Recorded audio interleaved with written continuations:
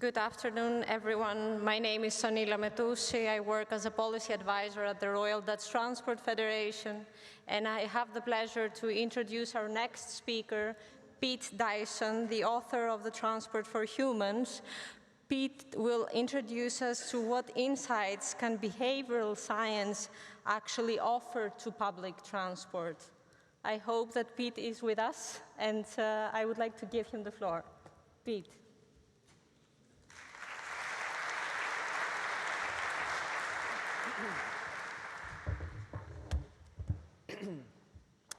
Thank you very much for that introduction.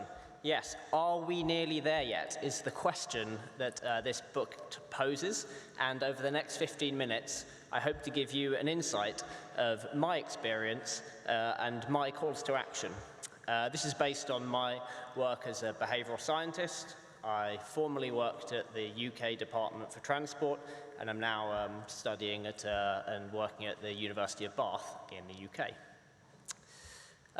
Now we believe, my co-author and I that is, that the greatest hope for a brighter future lies in adapting transport more to human wants and needs.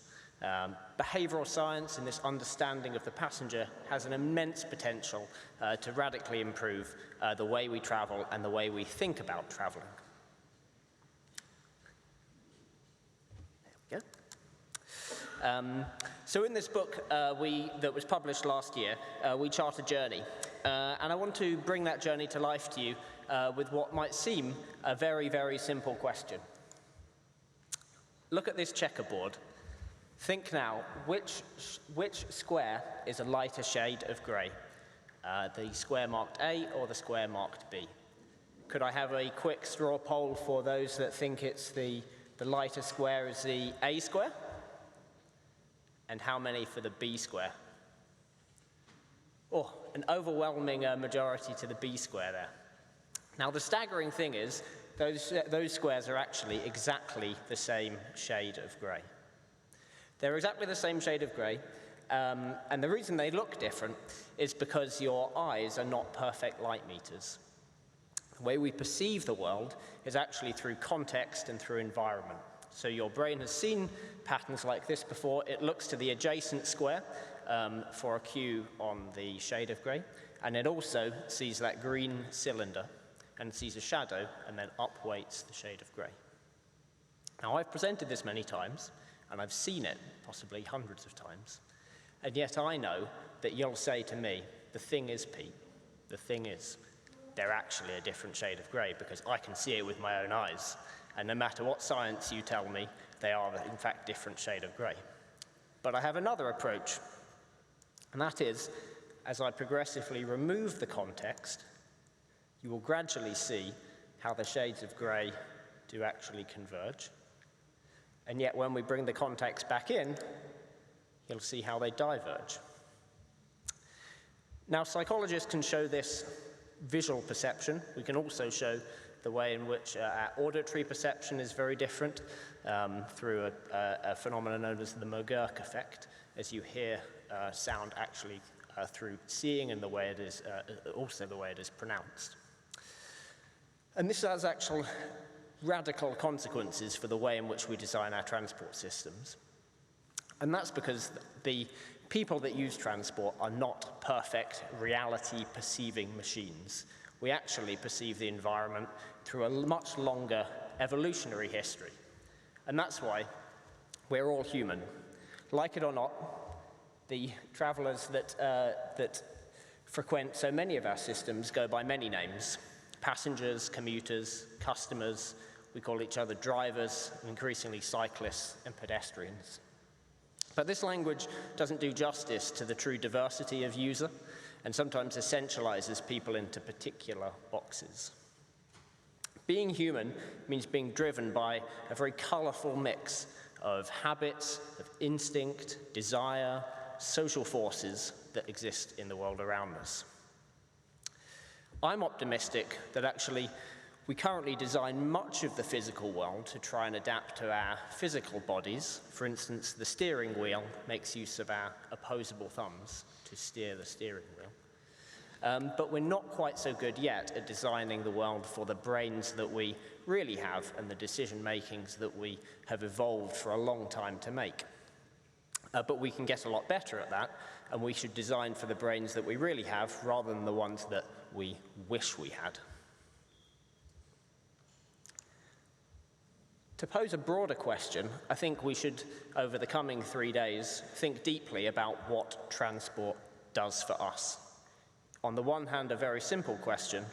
I found this chart very useful. It's something that's used increasingly in the UK to understand how physical mobility, that is transport, intersects with our way of accessing people and goods and services and opportunities, actually through either staying local, spatial proximity, as the jargon says, or connecting increasingly digitally, be that through work, but also through summoning and replacing our transport needs to those of goods and services that might come to us. I should say at this point that while this model is very important instrumentally, what does it do for us? What objective things do we do? We must also attend to transport's unique selling propositions. And they are the meaning of travel, what it means to be able to travel freely, to experience a journey, to experience the thrill of being in a different context, as we saw, and seeing the world differently. I'll pose a question to you now. I grew up in London, not far from just off the picture here in East London, so this journey would be familiar to me. Consider how you might take the tube network from Liverpool Street to Victoria. It's a common trip for people moving across the capital city. Think now about the ways you could go. You could walk, or you could cycle, you could take the bus, but let's consider now the tube network. Well, it affords many different connections, as you can see where the tube lines actually run. But through a really pioneering use of data, Transport for London were able to shed new light on this. On the one hand, we have an incredible amount of data on how people tap in and tap out of a network, but until this moment, nobody knew what happened between the barriers. What happens between the barriers was illuminated by the little Wi-Fi routers picking up how people traveled on the platform. And it reveals a staggering diversity of transport choices. So where the fastest route, taking about 22 minutes, would be the Central line and a change in the Victoria line, actually a quarter of people chose to take this direct Circle line route, and a minority of people chose to perhaps take the Circle line in the wrong direction. We're not quite sure. Were they going north? Were they going west? Were they going anti-clockwise? And yet another 2% of people appeared to be on track to take the fastest and most popular route, but bailed out at this Holborn only to rejoin at Green Park. Now, this in itself is a phenomenal increase in our information, but it shows actually three really important things. One, data is phenomenally important, but data alone isn't enough. Just seeing these dots on a map doesn't tell us exactly who is traveling, why they are traveling, whether in fact this is one person that might take the trip very frequently, but might travel on the Circle line on the weekend, but might take the direct route on the weekday. Importantly, I would say it also doesn't quite do as much as we'd want to. For instance, for those with accessible needs, if you wanted a step-free route, you would actually need to take a bus to London Bridge, and then you would take two other further lines that have step-free access. Unfortunately, that would take you 15 minutes longer, cost you £1.50 more, and you wouldn't appear on this chart either.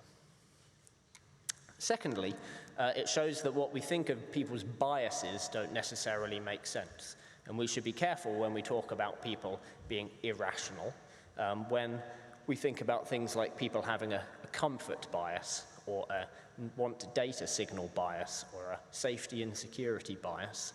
In actual fact, people's preferences and meanings of journeys are very personal, and they might actually change in a given context. But thirdly, and perhaps most importantly, I think the overarching message for me for this chart was that it shows people are not cargo. It might sound obvious.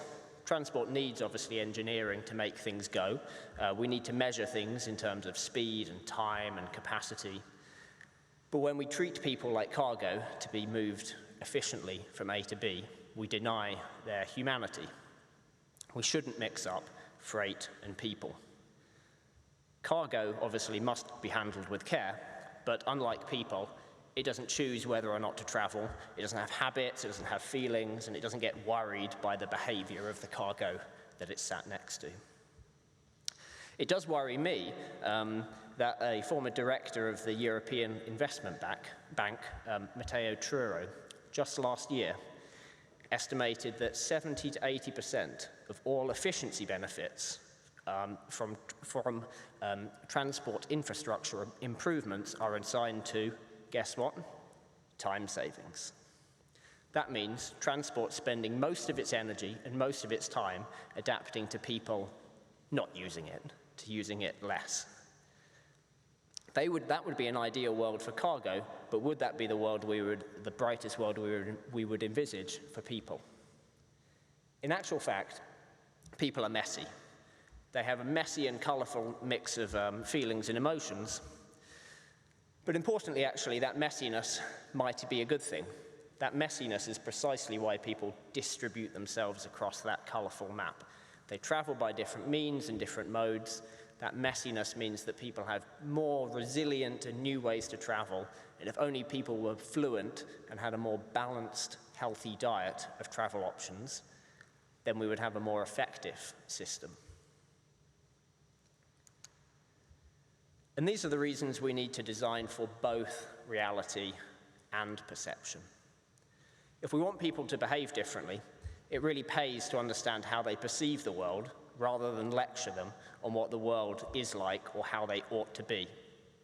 I worry that we might spend a huge amount of time and effort improving objective metrics, but without having a really significant impact on the customer's enjoyment of the journey and their propensity to make that journey in the first place. So, for example, public transport might be improving, but if the perception is, my car's waiting for me, and I have to wait for the bus, then there's a gap to be filled. And that might be by addressing the perception, not merely by addressing the continued improvement of public transport. Secondly, there's a reality, for instance, that most trains have ample seating, they have toilets, they have phone signal and connectivity. But if the perception is, I use the service only at peak time, it's really packed, and I didn't have phone signal once when I relied on it, then that disruption, psychologists will know, will loom largest in people's minds. So there are some bright ideas out there. We wonder, what if journey planners could suggest things to read and to listen and to watch, ways in which it could even suggest information that tailored to the length of the journey so the time passes quicker. What if we were trying to get people to switch from short car journeys to public and active transport? We might overcome that bias we heard about earlier, that the car looms large and is visible from their window, that we might be able to help bring the departure board into their living room to help prime them to leave a little bit earlier or know the punctuality of the service on the day, so that we needn't leave and things are a rush at the end. My co-author, Rory, gained some notoriety several years ago now, joking about the Eurostar to say, well, there was a proposition to invest £5 billion to make the service high speed between Dover and London. He just offered a conjecture that for £1 billion, you could hire the world's top male and female supermodels, and they could serve Chateau Petrus champagne on the train. And guess what? People would ask for it to be slowed down. So there are imaginative solutions we can use. While I think Rory presents a bold idea there, I'm captivated by ideas, and we might hear more about this week, of being able to perhaps not serve the world's finest champagne, but for transport to offer more unique experiences. Imagine if brilliant novelists or presenters used the fact that they know what you're looking at outside the window and created amazing and interesting content that would navigate you through your journey to see what you're looking at outside the window. Wouldn't that be brilliant?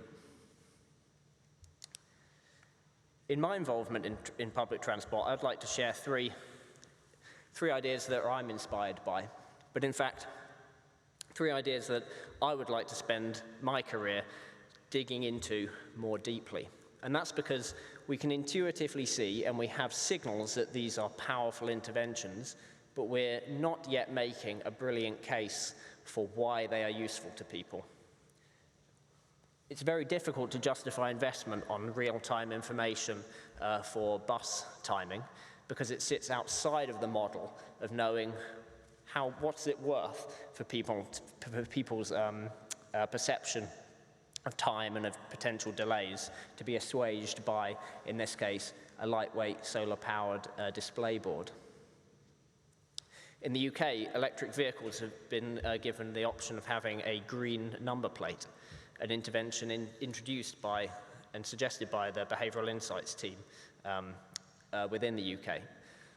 But we know intuitively that this helps signal to neighbourhoods and signal to other road users that electric vehicles are becoming more and more prevalent, but we don't know the case and we don't know how much that's worth because it's very difficult to evaluate, but it's even more difficult to come up with that idea from a psychological and creative basis and explain and justify it. But behavioral scientists and psychologists do have increasingly tools in virtual or online or in social research environments to get better at that. Thirdly, we have insights from, in this case, the city of Brighton, who found that putting the route along the side of the bus significantly increased ridership of the bus. In particular, from car users, and their hypothesis, or their thought and reasoning, was that it was enabled car drivers to finally know where the bus routes were going, and it was very salient to them at the moment the bus was whizzing past in the bus priority lane. Now, we are finding that these things are effective, but until we can quantify them and match them with the traditional models that we have, it's very hard to make that case to explain why advertising revenue should be foregone on the side of the bus and replaced by this information that would, yes, increase bus ridership, but among a particular group of people that's really, really valuable to us. So I'm inspired to work on this from a behavioral science point of view.